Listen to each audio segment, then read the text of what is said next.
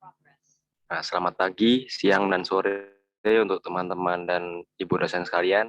Nah, di sini kami dari kelompok 13 RPS 14 akan membahas tentang teori-teori konsumsi.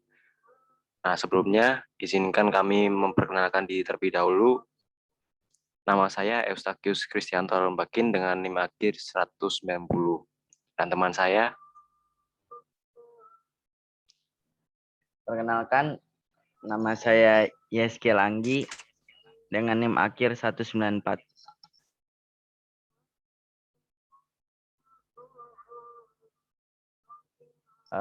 Materi yang pertama akan disampaikan oleh rekan saya.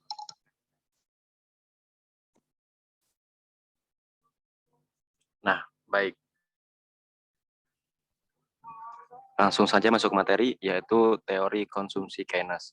Teori konsumsi Keynes dikenal dengan hipotesis pendapatan absolut atau absolute income hypothesis, yang pada intinya menjelaskan bahwa konsumsi seseorang atau masyarakat secara absolut ditentukan oleh tingkat pendapatan, walaupun ada faktor lain yang juga menentukan.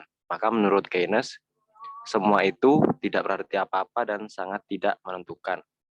Nah, teori konsumsi Keynes didasarkan pada 3 postulat. Yang pertama yaitu konsumsi meningkat. Apabila pendapatan meningkat, akan tetapi besarnya peningkatan konsumsi tidak akan sebesar peningkatan pendapatan. Oleh karenanya, ada batasan dari Keynes sendiri, yaitu bahwa kecenderungan mengkonsumsi marginal atau sama dengan MPC atau marginal propensity to consume adalah antara 0 dan 1. Dan pula besarnya perubahan konsumsi selalu di atas 50% dari besarnya perubahan pendapatan.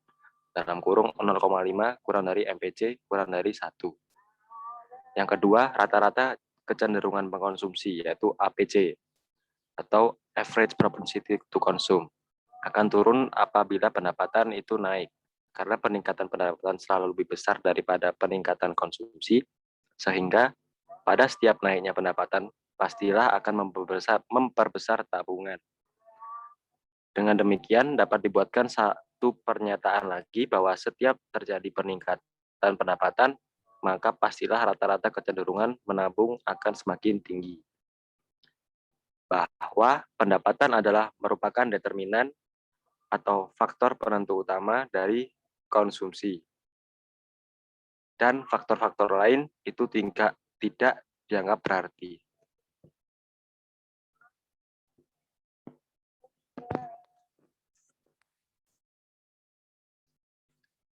Nah, di PPT sudah ada rumus yaitu C sama dengan C0 plus B, Y, D. Di mana C besar yaitu konsumsi, C0 adalah konsumsi autonomous, B adalah marginal propensity to consume atau MPC, dan YD sama dengan pendapatan disposable, di mana 0 kurang dari sama dengan B, kurang dari sama dengan 1. Nah, sebagai penjelas, perlu diberikan beberapa catatan mengenai fungsi konsumsi di atas. Merupakan variabel real atau nyata, yaitu bahwa fungsi konsumsi Keynes menunjukkan hubungan antara pendapatan dengan pengeluaran konsumsi yang keduanya dinyatakan dengan menggunakan tingkat harga konstan, bukan hubungan antara pendapatan nominal dengan pengeluaran konsumsi nominal. Merupakan pendapatan yang terjadi atau current income dan bukan pendapatan yang diperoleh sebelumnya, dan juga bukan pula pendapatan yang diperkirakan terjadi di masa datang atau di masa yang akan diharapkan.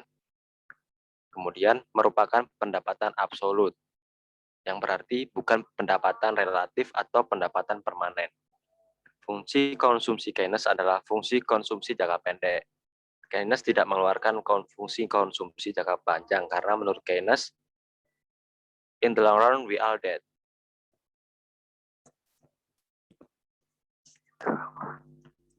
Kemudian yang selanjutnya yaitu tentang teori konsumsi Irving Fisher. Nah, fungsi konsumsi yang dikemukakan oleh Keynes itu terbatas pada pendapatan dan konsumsi pada saat ini. Masyarakat yang bertindak secara rasional akan mempertimbangkan trade-off. Besarnya konsumsi yang dapat dinikmati saat ini belum tentu sama dengan besaran konsumsi pada masa mendatang. Bahkan lebih kecil. Konsumen dalam rumah tangga harus mempertimbangkan pendapatan dan konsumsi di masa depan. Pakar ekonom Irving Fisher mengembangkan model untuk menganalisis bagaimana konsumen rasional berpandangan ke depan. Dalam mengkonsumsi, konsumen menghadapi batasan berapa banyak pendapatan yang bisa dibelanjakan, yang disebut dengan batas atau kendala anggaran atau budget constraint. Saat konsumen memutuskan beberapa banyak konsumsi saat ini dan beberapa banyak pendapatan mereka yang ditabung, konsumen menghadapi batas anggaran antar waktu atau intertemporal budget constraint.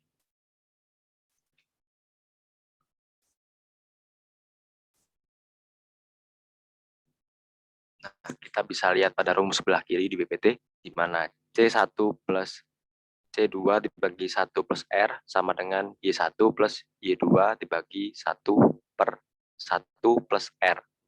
Nah, persamaan di atas menghubungkan konsumsi dan pendapatan selama 2 periode. C1 adalah konsumsi pada periode 1 atau di masa muda, dan C2 adalah konsumsi pada periode 2 atau di masa tua. Begitu juga untuk Y1 adalah pendapatan periode masa 1 atau masa muda, dan Y2 adalah pendapatan untuk periode 2 atau masa 2. Masa tua maksud saya. Tingkat bunga sama dengan 0. Batas anggaran memperlihatkan konsumsi total pada 2 periode itu sama dengan pendapatan total. Bila tingkat bunga lebih besar dari 0, konsumsi dan pendapatan masa depan didiskonto oleh faktor 1 plus R. Diskonto tersebut berasal dari bunga tabungan.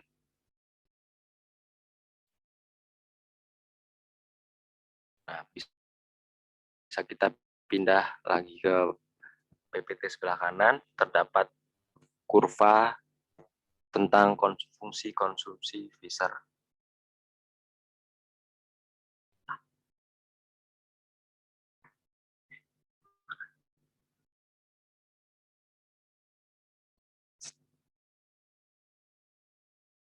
Nah, kurva indifference biasa bisa menampilkan preferensi konsumen terkait konsumsi dalam 2 periode. Kurva indifference menunjukkan kombinasi konsumsi periode pertama dan periode kedua yang membuat konsumen tetap merasa senang. Nah, kurva ini dibatasi oleh garis batas anggaran dan preferensi melalui kurva indifference. Konsumen akhirnya akan menyukai kombinasi konsumsi terbaik dalam 2 periode.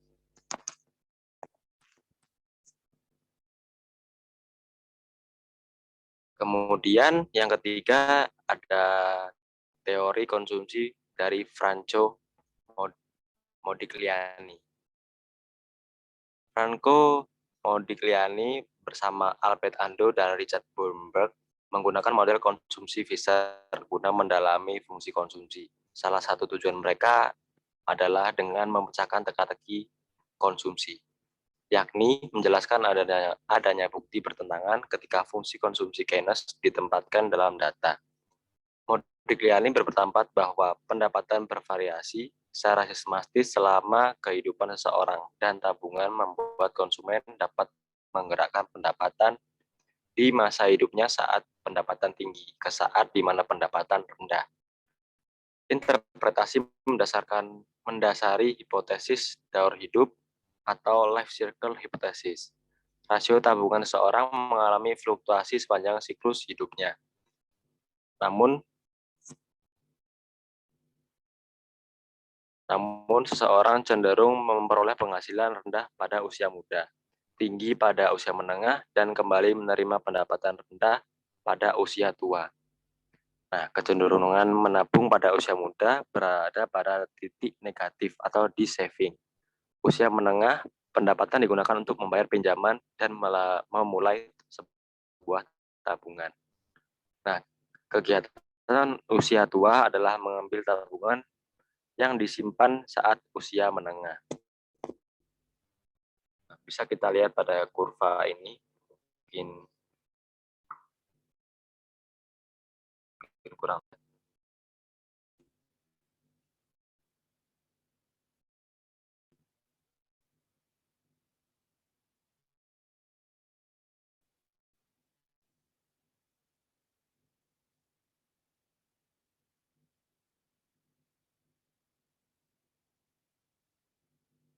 Fungsi konsumsi hipotesis daur hidup dapat dinyatakan dengan persamaan sebagai berikut.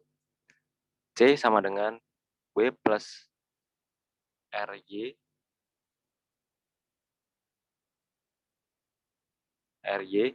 dibagi T atau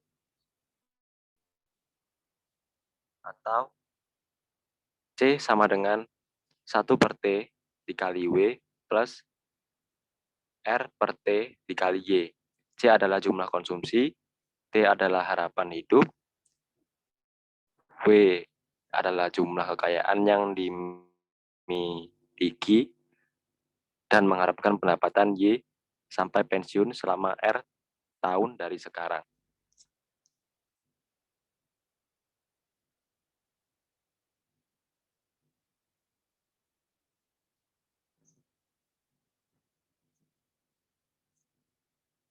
Next. Nah, kemudian akan dilanjutkan oleh teman saya. Baik, di sini saya akan melanjutkan materi, yaitu ada teori konsumsi Milton Friedman.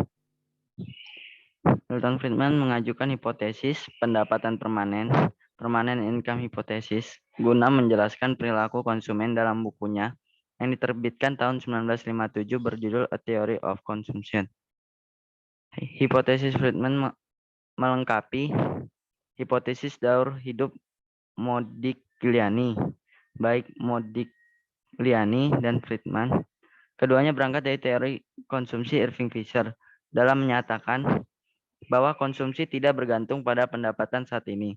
Berbeda dengan Modigliani, hipotesis Friedman menekankan bahwa konsumen mengalami perubahan acak dan temporer dalam pendapatan mereka tiap tahunnya. Menurut Friedman, pendapatan terbagi menjadi dua unsur, yaitu pendapatan permanen (pangkat P) dan pendapatan transitoris (YT). Pendapatan permanen adalah bagian dari pendapatan yang konsumen harapkan untuk bertahan di masa depan. Menurut Friedman, tindakan konsumsi dilandaskan atas dasar pendapatan permanen yang dimilikinya. Hal ini dikarenakan konsumen akan menggunakan tabungan dan pinjaman dalam menstabilkan konsumsi saat terjadi perubahan-perubahan transitoris yang mengurangi pendapatan. Kesimpulannya, Friedman menganjurkan bahwa fungsi konsumsi haruslah dipandang dengan pendekatan C sama dengan AY pangkat P. A adalah konstanta yang mengukur bagian dari pendapatan permanen yang dikonsumsi dalam hipotesis teori konsumsi Friedman. Konsumsi berada secara proporsional terhadap pendapatan permanen. APC sama dengan C per Y sama dengan AYP per Y. Menurut hipotesis pendapatan permanen, kecenderungan mengkonsumsi rata-rata tergantung pada rasio pendapatan permanen terhadap pendapatan sekarang. Bila pendapatan sekarang secara temporer naik di atas pendapatan permanen, kecenderungan mengkonsumsi rata-rata secara temporer akan turun. Sebaliknya, bila pendapatan sekarang secara temporer berada di bawah pendapatan permanen, kecenderungan mengkonsumsi rata-rata akan naik. Bagi Friedman, data rumah tangga mencerminkan kombinasi dari pendapatan permanen dan transitoris. Rumah tangga dengan pendapatan permanen yang tinggi secara proporsional memiliki konsumsi yang lebih tinggi. Jika variasi dari seluruh pendapatan sekarang berasal dari pendapatan permanen, maka kecenderungan mengkonsumsi rata-rata akan menjadi sama untuk seluruh rumah tangga. Namun, sebagian variasi pendapatan berasal dari unsur transitoris. Rumah tangga dengan pendapatan transitoris yang tinggi tidak memiliki konsumsi yang lebih tinggi, maka rumah tangga dengan pendapatan tinggi memiliki secara rata-rata kecenderungan mengkonsumsi rata-rata yang rendah.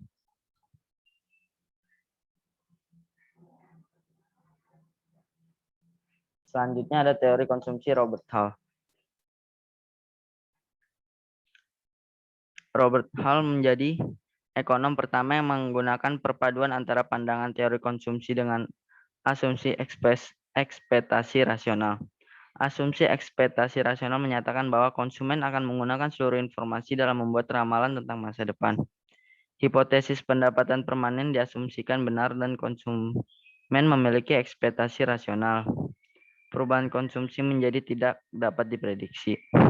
Hal ini membawa konsekuensi logis variabel konsumsi dapat dikatakan mengikuti jalan acak atau random walk. Menurut hipotesis pendapatan permanen, konsumen akan menghadapi pendapatan yang berfluktuasi dan berusaha meratakan tingkat konsumsi sepanjang waktu.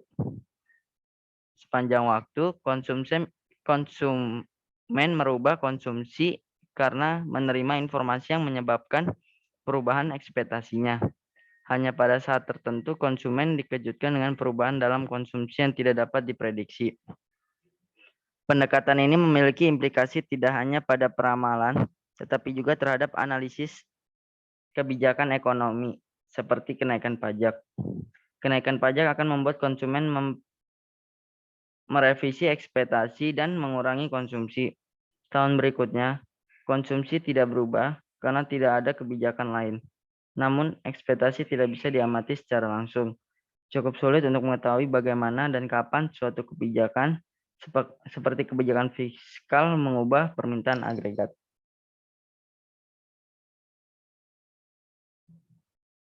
Lalu yang terakhir, ada teori konsumsi David Lipson. Para ekonom mulai menggunakan bidang studi lain dalam usaha mereka menjelaskan perilaku konsumsi. Salah satu bidang studi itu adalah psikologi. Keputusan konsumsi tidak selalu dibuat oleh Homo economicus yang ultrasional. Keputusan ekonomi dibuat oleh manusia yang tingkah lakunya bisa jauh dari rasional. Ekonom terkenal yang menggunakan pendekatan psikologi dalam meneliti tingkah konsumen adalah David Lisbon. Lisbon menyatakan banyak konsumen menilai diri mereka sendiri sebagai pembuat keputusan yang tidak sempurna. Dalam surveinya, 76% masyarakat AS menyatakan atau Amerika Serikat menyatakan tidak cukup menabung untuk masa pensiun. Lipson berpendapat ketidaklayakan dalam menabung dihubungkan dengan fenomena dorong gratifikasi instan.